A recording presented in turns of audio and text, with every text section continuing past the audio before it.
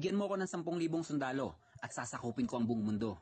Yan ang mga katagang binitawan ni General MacArthur 10,000 noong Pilipino. World War II. Bakit nga ba 10,000 nasabi ng Pilipino general ito? sundalo, Ano bang sasakupin meron niya sa buong sundalong mundo. Pilipino na wala sa ibang Grabe lahi? yung tiwala Alamin niya sa natin mga yan. Pilipino, Noong no? panahong sinasakop tayo ng Amerikano, hindi naging madali ito sa kanila dahil libo-libo din ang nalaga sa hanay ng dayuhan bago pa tuluyang bumagsak ang depensa ng ating bansa. Isa sa maraming kamanghamanghang nasaksihan ng mga dayuhan ang tapang at husay sa pakikipagdigmaan ng mga Pilipino. Mas lalo nilang ikinagulat ng mga kasagupa nila ang mga katutubong Pilipino na nakikipagsabayan sa kanila gamit ang pana, kalaso at itak. Tumatakbo na napakabilis ang mga nakabahag. Kabahag lang Papalapit na. sa amin.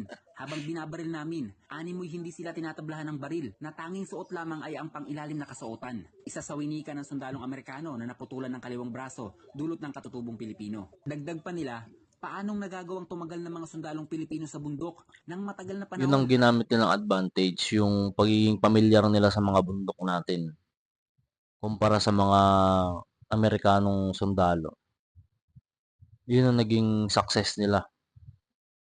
Kaya ginagamit nila yung utak nila. Magagaling. Tuloy. Sa bundok ng matagal na panahon at hindi napapagod makipagdigmaan sa amin. Ito yung panahong isang general na lamang ang Isang lumalaban sa general na kalayaan lang, ng no? Pilipinas at ang tunay na pangalawang pangulo ng Pilipinas, Tunay na si General pangalawang Malvar. pangulo Gusto niyo ng bang malaman ang Pilipinas. tunay na kwento ni General Malvar? Ang huling general na sumuko sa kami ng mga Amerikano. At paanong nangyari na siya ang tunay na pangalawang pangulo ng Pilipinas? Aantayin ko kayo sa comment section. Sino sa inyong nakakakilala kay Miguel Malvar? Kasi ako ngayon ko lang narinig yung pangalan na yun eh. Siguro naituro na rin sa amin yun ng elementary, sa history, pero, o sa high school, pero hindi ko matandaan.